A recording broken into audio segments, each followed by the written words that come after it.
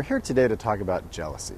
You know the concept, subject of ancient myths and modern movies, a powerful and exciting human experience that taps into our relationship with love and sex and partnership, our needs and our desires, our drive for mutual connection, and our sense of what it means to be an independent and separate individual.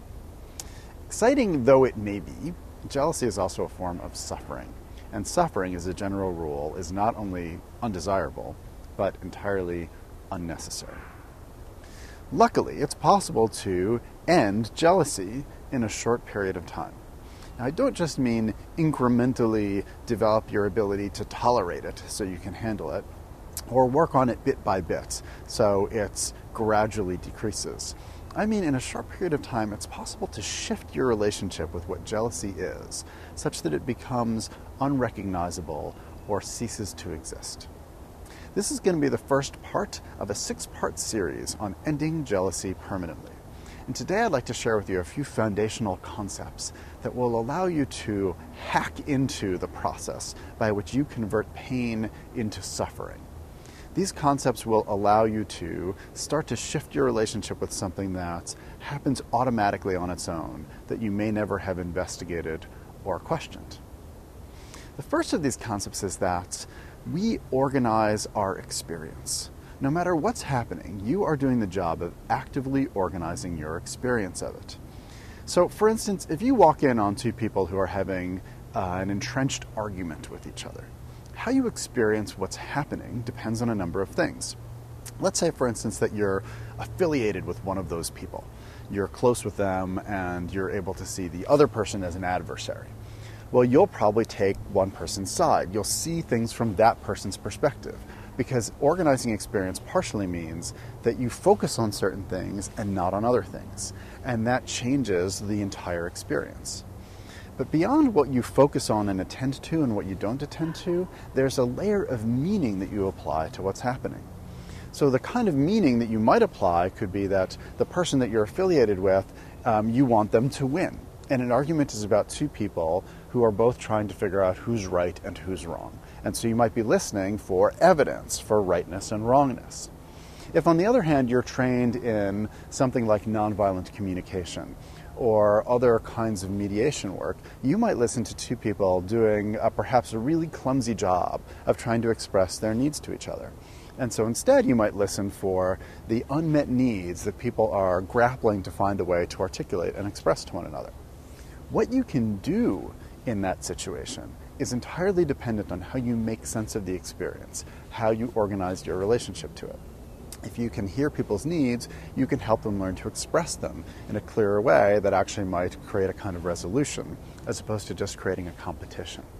So organizing your experience is something you're always doing. And if you're experiencing something that you're calling jealousy, it means that you have, without knowing it, learned to organize all the things that are happening to you in a particular way that produces suffering that you don't want. So we're looking at how to reorganize our experience such that jealousy is no longer the outcome.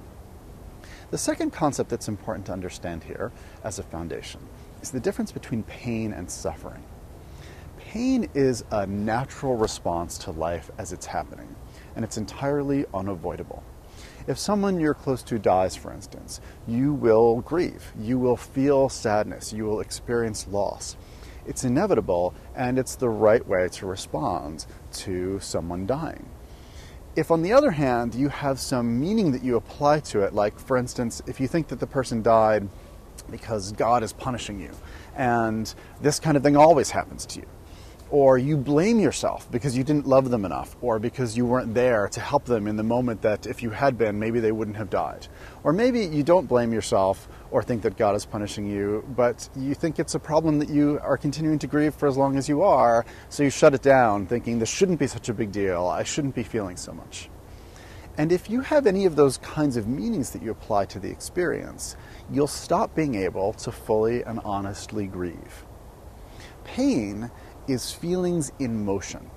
Suffering is what happens when feelings, and pain in particular, get trapped behind a wall of meaning. Suffering is feelings trapped behind a wall of meaning. And so figuring out how to get at the meanings that you're creating and dismantle them can allow those feelings to start to flow again, to move, so that you can get to the end of, for instance, a grieving process and have something like healing or growth happen on the other side. Jealousy is a form of suffering because it's not actually a feeling. You may think jealousy is a feeling, but as you investigate it, you'll find out that jealousy is any number of feelings with a layer of meaning added that creates the experience of suffering that we call jealousy.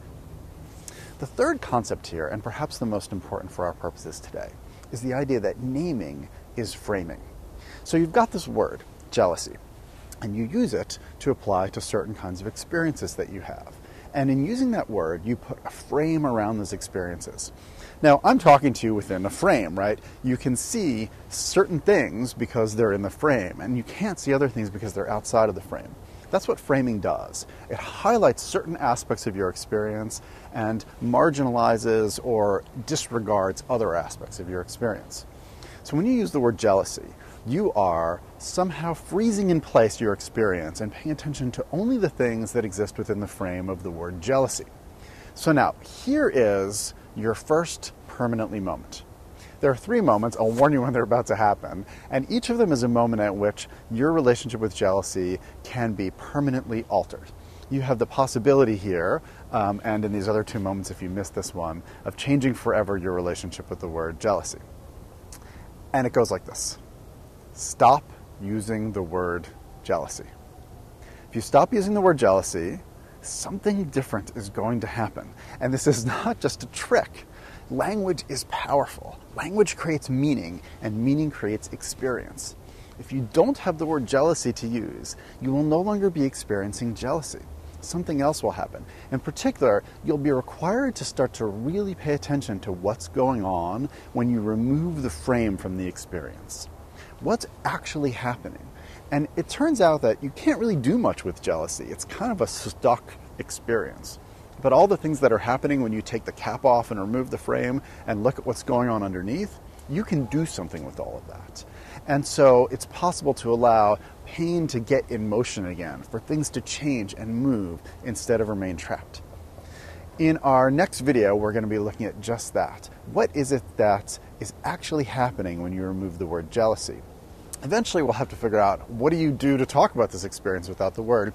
It's like, remember when the musician Prince decided to change his name to this cool little squiggly symbol, but nobody could pronounce that symbol, so he just became the artist formerly known as Prince?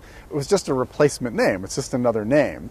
We don't want to be talking about the experience formerly known as jealousy. We want to be talking about something else entirely. And finding out what that is will be the subject of part 2.